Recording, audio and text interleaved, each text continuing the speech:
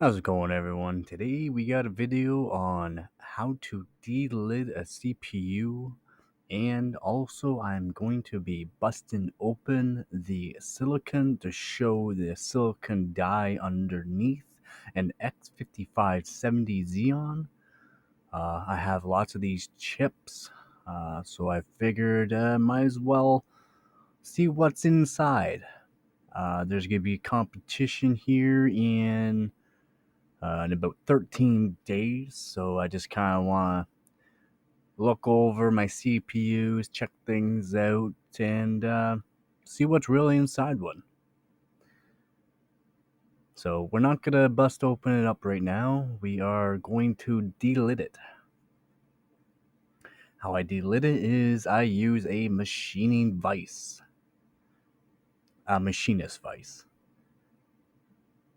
It's not for everyone, but if you do it the way I do, it's fairly safe on your CPUs. You just take your time, put cardboard underneath just to make sure you don't destroy or take off any of the SMDs underneath, and then you're just gonna get a plate of metal. It's just a plate of metal, fairly thick piece of metal, so that way it doesn't bend underneath the pressure. You're just gonna stick it right beside the IHS and you're just gonna squeeze. What I like to do is just put my finger right in the center so that way I can hold things a little bit flatter without it swinging up or down, and just making it so that way it actually does its job. As you can see here, I'm putting quite a bit of force into it. It's just a machining vise. It's not. It's just a machinist vise. It's not anything crazy. So you gotta put quite a bit of torque on it. It doesn't use any kind of Acme threads or anything like that. It's just a spiraled thread, so you gotta use quite a bit of torque. Best method I find for delidding these things though is you just put some torque onto it and just hold that torque. You don't have to put any more torque than what you feel like is a good enough. You just hold that torque for a while, and then the silicon, sorry, not the silicon, the silicone that's around the IHS that helps glue it on will help. It will just stretch. It'll start peeling very slow. Also, these CPUs are silver soldered onto the silicon to the IHS, which makes it a really good thermal transfer. Again, just take your time. As you notice things start moving, just flip things around so that way you can continuously shear that silver solder. It's not the silicone that's around the IHS holding it on that's really the hard part here. The silicone around the die, it just holds IHS and makes sure that nothing can get inside. It keeps everything clean. Again, just take your time, just put some pressure onto it, flip it around. Once you see things move, just keep flipping it, and eventually things will just let go. And once it lets go, you can just push it all the way over to the one side where there's no SMDs. I like to go straight up on my last pass, and as you can see here, I'll go all the way.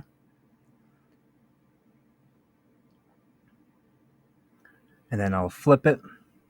So as you can see here, things have moved quite a bit. So now I'll flip that over and push it the rest of the way on the other side.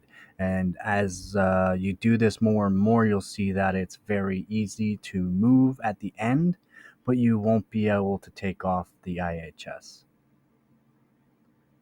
The method for that I will show you here in a minute.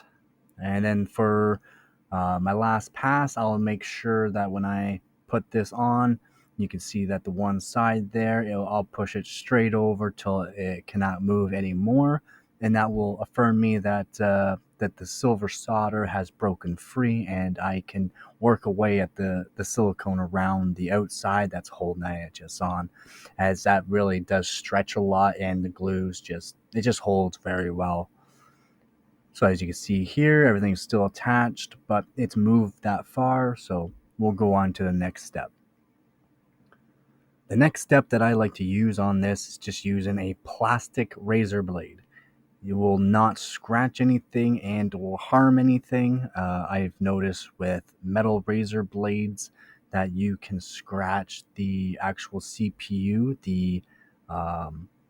epoxy that holds it together, just the layers. You can accidentally scratch it. So with this plastic one here, there's just less chance of you doing any kind of damage to yourself and or the CPU. And what I'll do is just I'll work away on all four corners, just all four corners here, and then you just slightly just move it on each corner like so. I'll just keep flipping it around, keep working it lightly, very lightly, so that way you don't just jam into anything and cause issues. With these old Xeons, it's quite easy to take off. There's SMDs underneath, but they're very big. So again, just work away on each corner. Eventually, things will. Oh, and what do you know? Whammo! And now the IHS is off. The IHS is a nickel-plated copper plate that gets put on top and then silver soldered using temperatures up to 185 to 190 degrees, I believe, Celsius. And then voila. And just to show you that it's still the same CPU, here it is. And you'll notice in this video that my hands get dirtier and dirtier. That is due to the machinist vise. The machinist vise I keep well oiled and try to keep as clean as possible, but as you oil things and try to keep things clean, it doesn't stay clean. But well oiled cast iron is a must. So here, the silver solder, as you can see on it, is broken free. Quite simple. There are SMDs around this CPU die. So here's the silver solder on that, and with a very light gold layer onto the nickel plating. I'm not sure if that is gold and or a brass pass that's onto it, so that way it helps the silver solder stick to it better, as silver solder likes to stick to gold, brass, and other kind of metals besides nickel. Nickel is very hard to solder to. The back side, as you can see, everything's still on there. The silver solder is still on there. So what I'm going to do is take it and I'm going to clean it up with an actual metal razor blade. I will not be showing this method on how I do it. All I do, though, is just take my time. The silver solder seems like it's very thin. It's a lot thicker than what it looks like. So cleaning this can take time. Just take your time. Just slowly move the razor blade back and forth without damaging any SMDs around the CPU die. Just clean off the silver solder, and then I will help smash it. That's right. We're going to be smashing it here soon. I can't wait. And here it is, all nice and cleaned up now. It's not perfect. You can use indium. I do believe indium will take off silver solder. It does take quite a bit of time for the indium to work its way into it. If you clean the silver solder like this and then put the indium on it, you can get this CPU die to a mirror finish. So if you're doing hardcore overclocking like I do, I will do that and make sure that it is perfectly clean, and I will use my own kind of thermal paste for the heat transfer instead of the silver solder. I can also make it so that the contact point is thinner from the actual CPU die to the cooler this way, and that way the thermal transfer is a lot quicker and can be wicked away a lot faster, which in turn you can just overclock CPUs better that way. So here we go. Nice looking CPU die. I got a stiletto titanium 14-ounce hammer, and we are going to smash it. Okay, we're just gonna chip away. Okay. Oh, wow. Okay. Okay. That took way more than what I thought. That was those were some pretty good hard smacks right there. As you can see, though, the silicone layer that's on top of the microchipped silicone. So there's a silicone layer on top of the actual die, and that is just more or less for thermal transfer. And silicone only really, silicon only really puts itself. You can only attach silicon to silicon. It's very difficult to attach anything else to silicon besides silicon. Just due to the fact that silicon is you can take very high heat just to melt. It's a very hard brittle material, kind of like obsidian. Silicon is made from silicon sand and or quartz that has been melted down and transformed and melted into what you get now. I'm just going to chip away all this here so that way I can show the microarchitecture underneath the silicon. The microarchitecture is layers of silicon with copper and or gold or silver, depending on the CPUs. I do believe this one here just has copper. It's basically copper dust that they will put in between each of the layers. So the silicon layers are 0.00005 millimeters thick each, up to 10 layers roughly. And you can only go so many layers with the silicon because each layer has the copper, which are the traces in the silicon, which have been formed in factory beforehand. So those big wafers that you see with the rainbows and all that, each of those wafers usually has 200 to 1,000 CPU dies onto each, and each of those dies will be cut out from the wafer and then put onto an actual CPU chip, which has its layers of uh, connectors, basically. So it's just copper wires that go to the pads underneath, like the LGA, the land grid array pads. All those layers go to a copper wire. All those pads go to copper wire to go to different, like the memory, the ICCs, all of the different kind of latencies, the cache, and all that. That is how it works. It's just very, very small. I do believe this is like a 40 nanometer CPU, so it's not the tightest tolerances, but it's still beautiful to look at. As you can see, that big black dot is because I had to put so much of a force into it to crack it.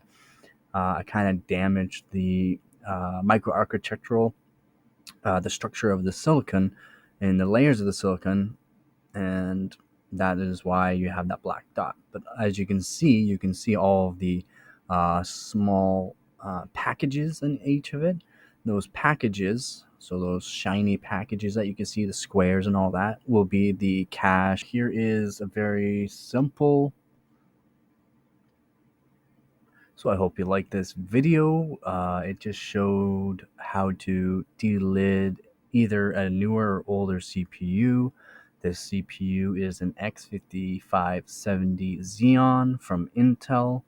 I am going to be going into a competition, like I said, here soon, and I am going to be overclocking this CPU, an X5667 and an X5650 for a competition here in 13 days. So July 15th, it opens up, and I'm hoping to place into a decent placement so that way I can advance to either the next stage and or go to an actual overclocking competition wherever it might be held.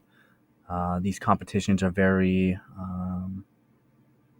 you need to know what you're doing, as in you're going to have to read the rules on these competitions, what's allowed, what's not allowed, make sure everything's updated to what the competition is wanting all the updates to. So like your CPU Z, your GPU Z, uh, sometimes they'll limit the windows, so Windows 10 only, or Windows 8 or Windows 11, like, or they'll just say any Windows is good, and then but you have to have CPU Z updated to at least a certain point, which will be like an update just before the competition opens up, so that way everyone is set on the same CPU Z, and that way every mark is going to be calculated the same way. If you like this video, please like, comment, and subscribe for more. Um, I am hoping to be getting more subscribers here soon. Once I get more subscribers, more likes, more comments, I will be doing more videos, of course, but not quite so cheap videos as some people would say. This is a cheap video. It only costs me $10 to make, so it's Not exactly the most expensive, but that's just in my price range for now. Once I can get Patreons or people that want to help support me into doing more of these kind of videos or more expensive videos, I will, of course, make videos on it. Again, thank you for all of your support.